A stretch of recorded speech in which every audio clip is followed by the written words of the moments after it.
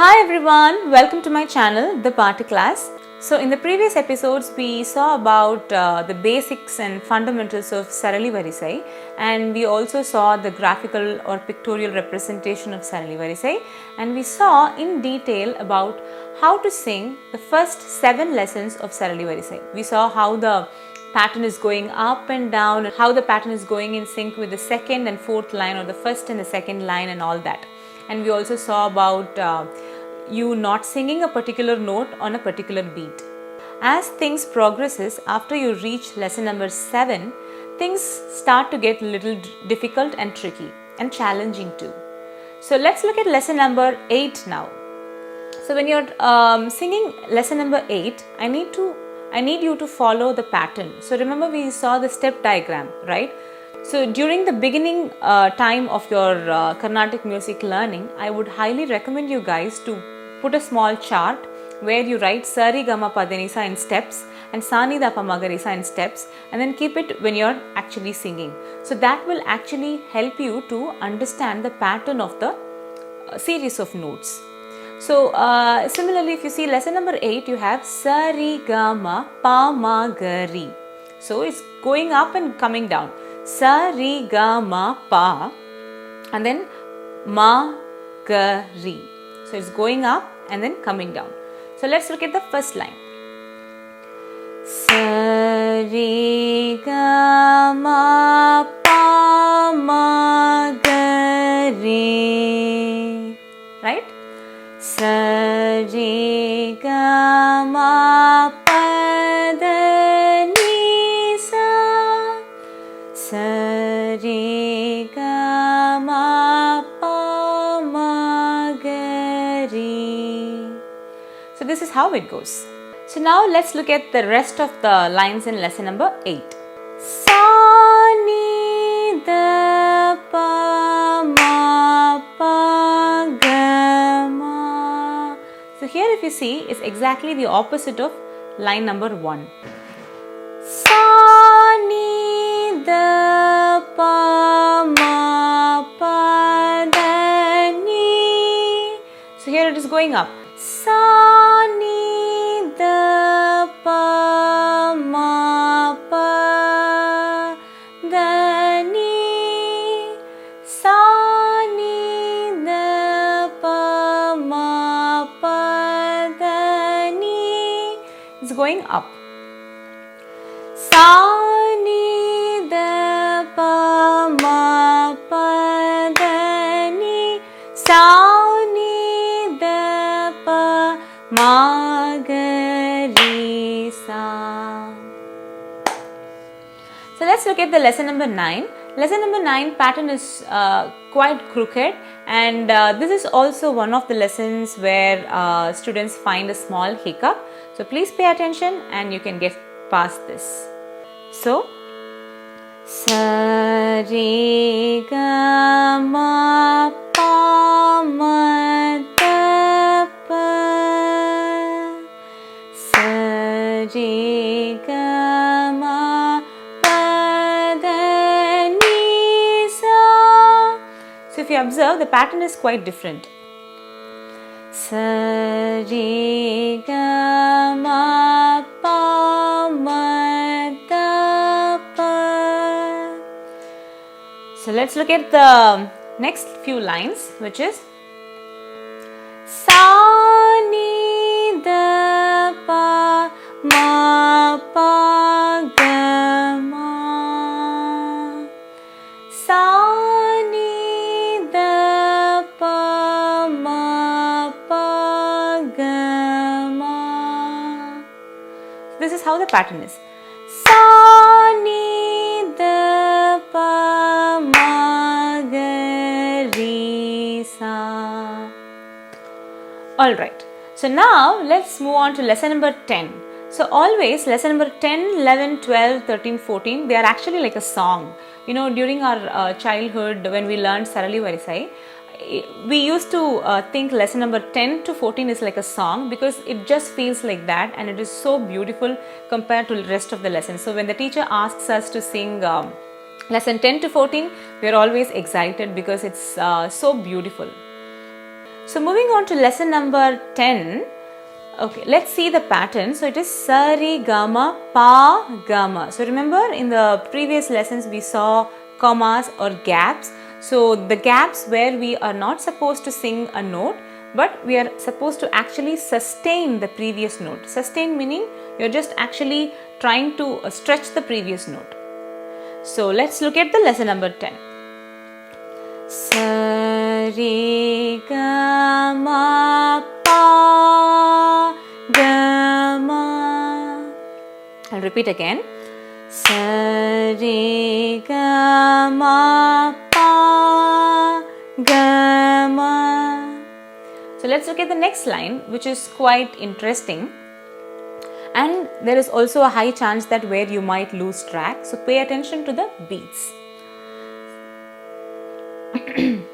Sari Gama Pa Gama Pa Pa.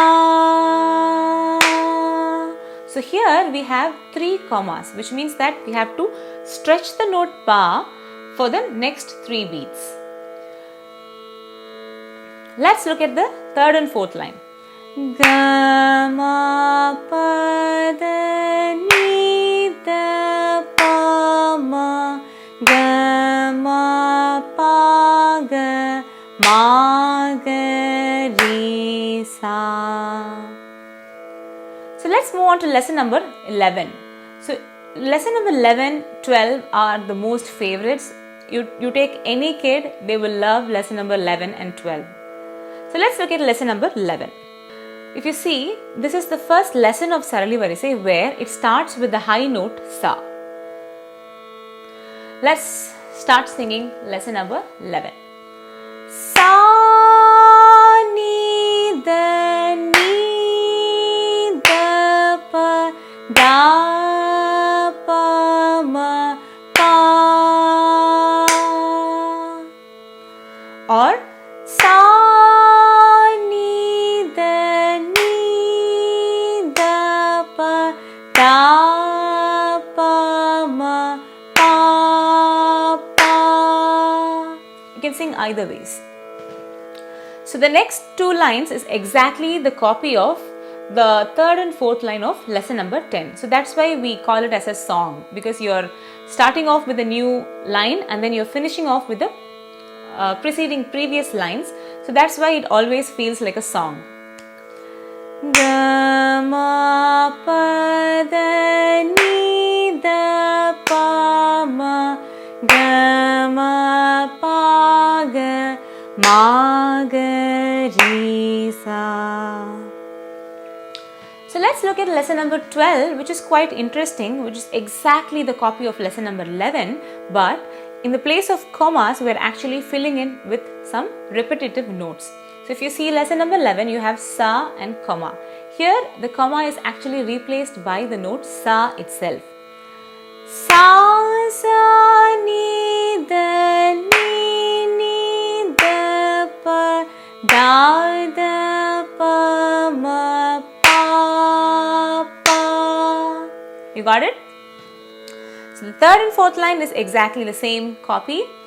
Gama pa da ni da pa ma gama pa ga ma ga ri sa. So the 13th and the 14th lessons are also quite easy and they follow a different pattern. So we're going to look at the lesson number 13. So the lesson number 13 and 14 follows a different weird set of pattern. Let's look at it. Sa re ga ga ma pa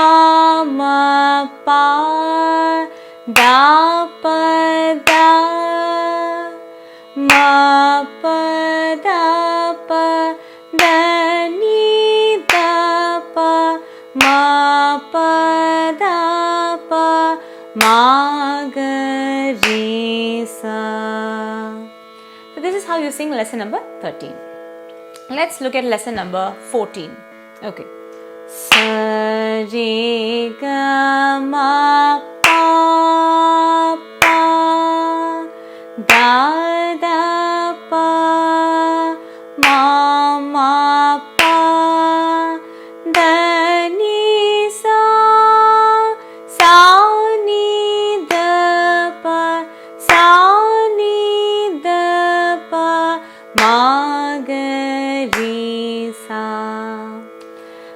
you sing lesson number 14.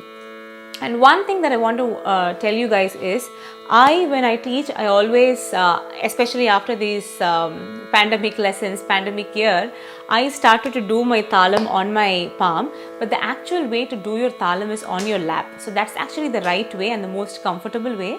But since I'm teaching like this, I'm more used to doing this.